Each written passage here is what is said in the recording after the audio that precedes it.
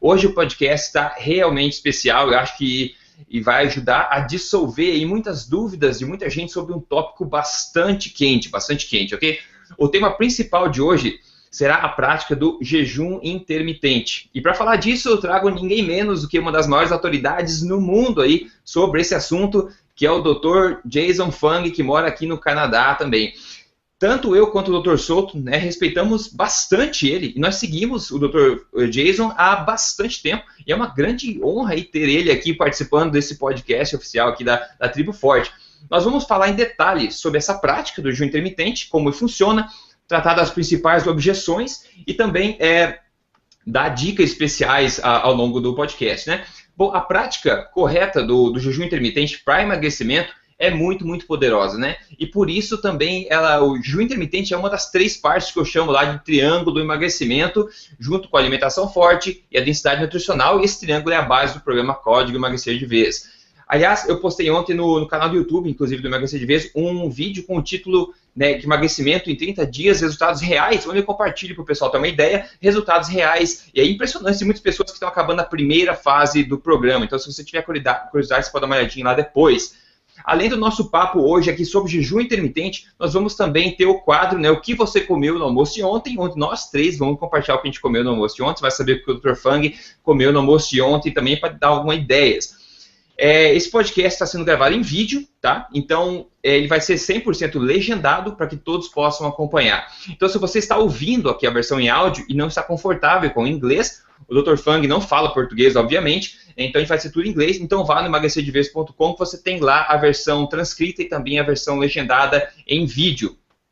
Um lembrete rápido aos membros VIP da Tribo Forte, o bônus do episódio anterior, né, que são as 10 dicas especiais para adaptação à alimentação forte, dadas pelo nutricionista Poliana Freitas, está disponível dentro do portal no episódio número 10 lá dentro. Ok, então a gente está pronto para começar aqui a nossa conversa a partir de agora, e eu vou mudar para inglês aqui a nossa conversa com o Dr. Jason Fung, né? And to start off, Jason Fung, together with Tim Oakes, just published a great book called The Obesity Code, and it's available on Amazon and other big chains. So I recommend everyone to check it out. I love it. Dr. Soto love it as well. Great, great work, Jason, and welcome to this podcast. A great honor having you here today. Oh, thanks for having me. This is great. Yeah, good afternoon, Dr. Soto. How is it going? Fantastic. Fantastic. It's a great moment for Brazilian health, I think. I hope we can share a lot of good knowledge that can improve a lot of people's lives. So, to hit the ground running here today, to start off, I would like to address the basics of intermittent fasting, and then we're going to move into more advanced topics as we go along. So, we know that intermittent fasting is a very old practice, right? And even today, it's something that billions of people all over the world do every year, mainly for religious purpose, right? So if you listen to this, never heard of intermittent fasting before, and don't know what it is, this practice basically consists in not eating for a limited amount of time. For example, 12 hours, 16 hours, 18 hours, 24 hours, 36 or even more. So now people today are very, very skeptic about not eating for a while, right? Like being without food. They're afraid of not getting food every couple of hours because all of this constant eating frenzy created by the modern world and, let's say, wrong advice that they were giving as well. To get this out of the way right at the beginning here, let's start with this. Dr. Fung, is intermittent fasting a healthy practice? Oh, absolutely. And what you have to understand about fasting is really it's just the flip side of eating. Right? So anytime you're not eating, you're fasting. That's technically all we're talking about, right? So if you think about it, you have to have a balance. Like everything in life, you have to balance eating and fasting. So sometimes you should be eating, but sometimes you should be fasting. Where we've gone wrong in the modern world is we've said that we should be eating from the minute that you get up in the morning until the moment that you go to bed, and the only time we're not putting food in our mouth is when we're sleeping. Right? And that's really not a practice that has ever been, part of humanity, right? So it's not like we spend every moment trying to eat.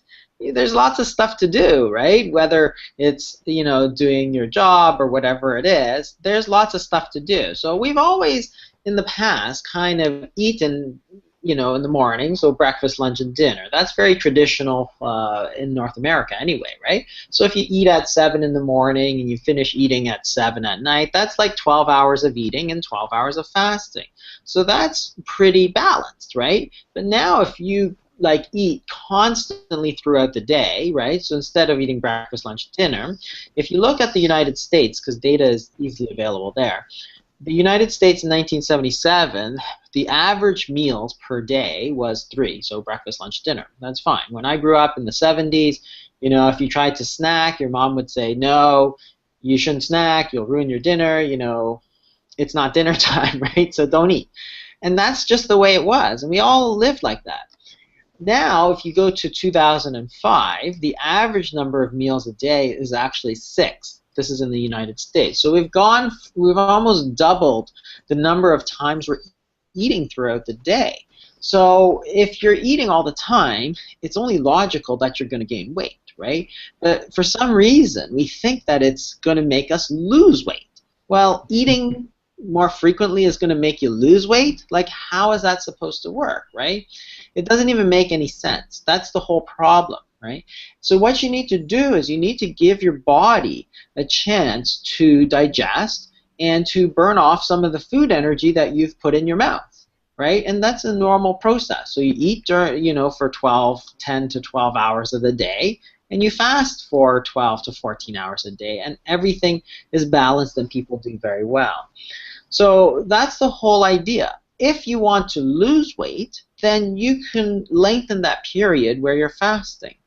And what's going to happen when you fast? Well, your body is simply going to burn off some of the food energy that you've put in your mouth. And that's all that's going to happen, right? It's not like you're going to die, right? This is the thing that people say, oh, you're fasting for 24 hours. Well, what about all the times that people, you get busy and you wind up working through, eating breakfast and you skip lunch because you're too busy, right?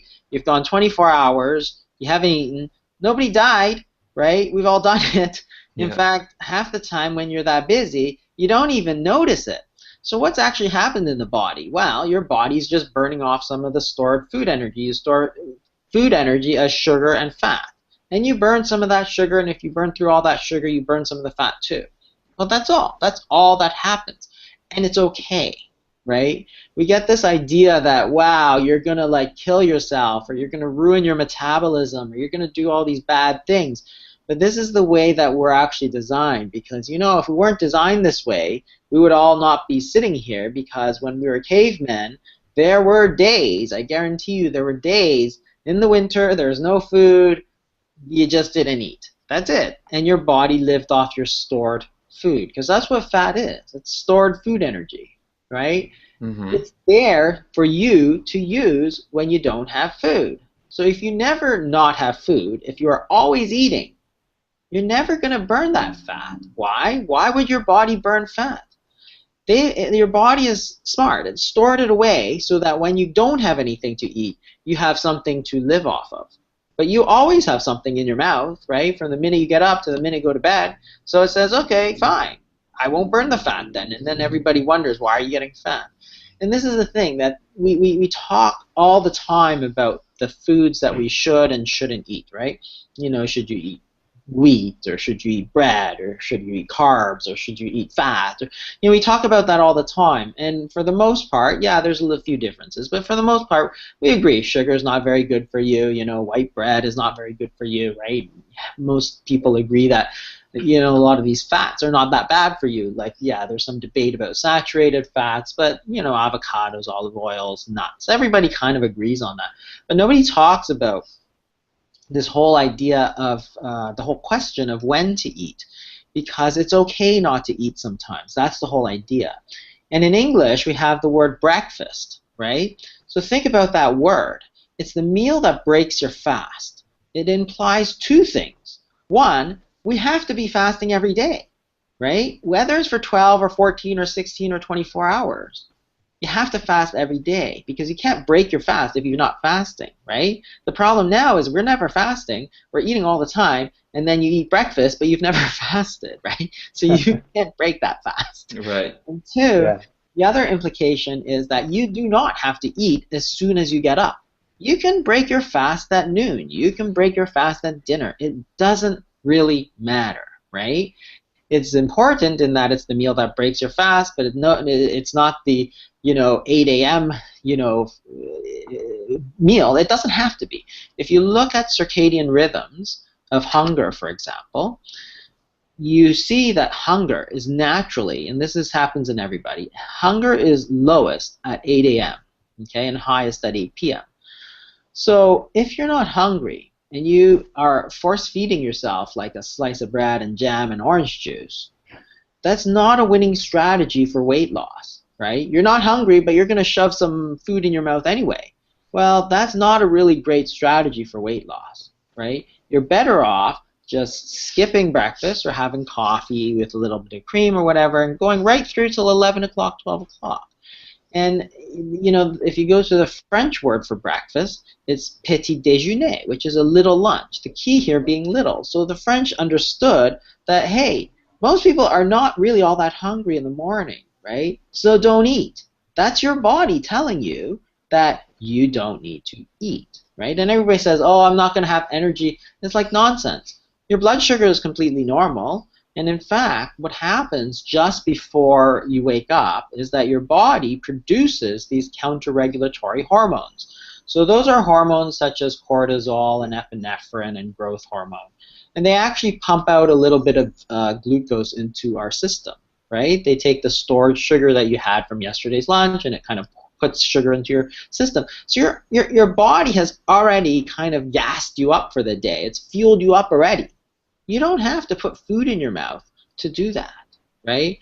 And that's the thing, that if you don't eat, it's okay once in a while, right? In fact, all you're going to do is lose weight, right? That's the whole idea.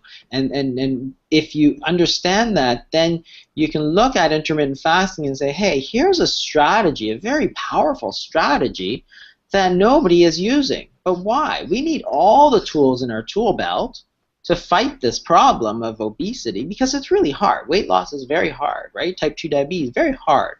We need all the tools. You can't just throw out the most powerful tool in your tool belt, right? It's ridiculous to do that and to make up all these reasons why we have to put food in our mouth even though we're not hungry, right? Oh, you have to eat every 2.5 hours. Well, I'm busy, right? I don't want to go looking for something every 2.5 hours, right? Half the time I don't eat lunch because I'm busy and I don't really want to step away. So, it's okay. That's the whole idea, right? And it's some of these modern things that have led to the obesity epidemic, they're just not based on any kind of evidence. They're not based on any kind of historical reality. It's not like we've always eaten every 2.5 hours for the last 2,000 years of human history. No, that's exactly what we have not done, right? We've always just eaten when we're hungry or when it's convenient, sometimes once a day, sometimes 3 times a day, right? But not 6 times a day. Yeah, it seems pretty obvious when we talk about, right? Just eat when you're hungry. Just don't eat if you're busy or whatever. But I think everyone, taught us to eat as soon as we roll out of bed, for example, and then keep eating during the whole day. And now we heard that so much that today we believe that that's the truth. And then people are afraid of skipping one snack, for example, because they feel tired and going to be sick and whatever. So it was a great introduction to the subject, I think. Besides the weight loss benefits to intermittent fasting, I would just like you to mention just a few general health benefits of the practice itself. Yeah, and there's actually a lot of benefits to fasting that we don't even realize. So the most obvious is weight loss, right? So weight loss, obviously, if you don't eat, your weight will come down. So that's pretty obvious. The other one, of course, that's pretty obvious is for type 2 diabetics.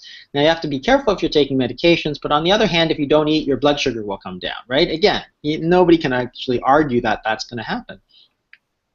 So if your blood sugar comes down, you don't need to take medications, right?